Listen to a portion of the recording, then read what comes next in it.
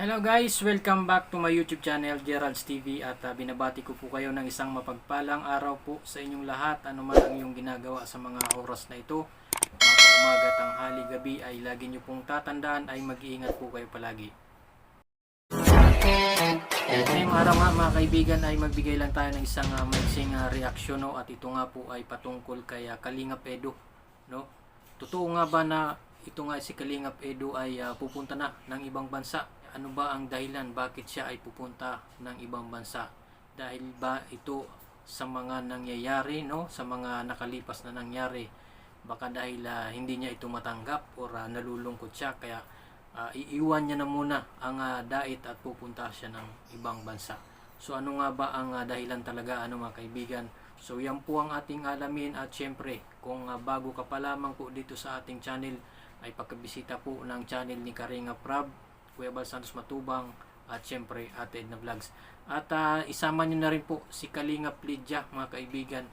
Isa rin po Kalingap Partners, no? Ay tulungan po natin na lumago yung kanyang channel at panoorin po natin at suportahan din ang kanyang mga vlogs. So ito na nga mga kaibigan, kamakailan nga po no, sa vlog ni Kalingap Rab sa kanyang channel ay napanood po natin. Pumunta po sila, no? Actually pumunta talaga sila ng Legazpi, no, mga kaibigan. Dahil meron pong ginawang importante na mahalaga. Importante na mahalaga itong Team Kalingap, no? Kasama nga ito si Kalingap Edu at ang Kalingap Angels, no? Si Joy ay kasama niya dito sa papuntang Legazpi. At ito nga, meron po silang importanteng sadya, ano?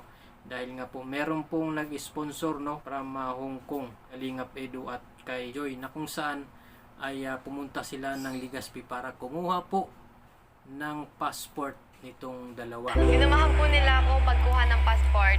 Very supportive. At mamamasyal po kami. Thank you po kay Tita Amelia Espora. Maraming salamat po sa pag-sponsor ng pagkuha po ng passport. So ayan po, si Edu magkaka-passport na. Muna po natin sila ng passport mga Kalingap kasi may nag-sponsor po.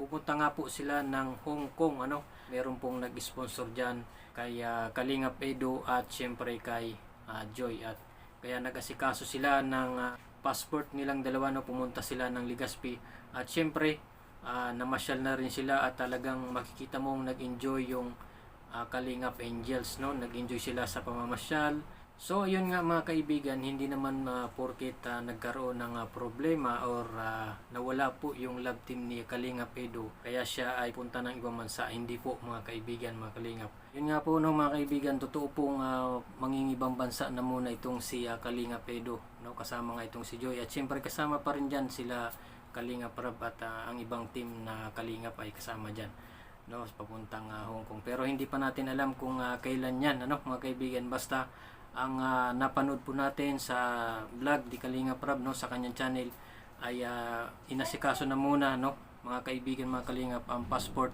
ni Kalingap Edu para siguro anumang oras ay pwede silang lumipad, no, papunta sa Hong Kong. So yun lamang po mga kaibigan ng ating reaction ngayon. At syempre kung bago ka pa lamang po sa ating channel ay bisitahin nyo po ang channel ni Kalingap Rab, Kuya Bal Santos Matubang, at syempre Ate Edna Vlogs. Maraming salamat po sa inyong panonood. Huwag kalimutang mag-like at subscribe at paki-hit na lang ng notification bell para updated ka sa ating mga bagong i-upload na mga videos. Salamat po at God bless you all.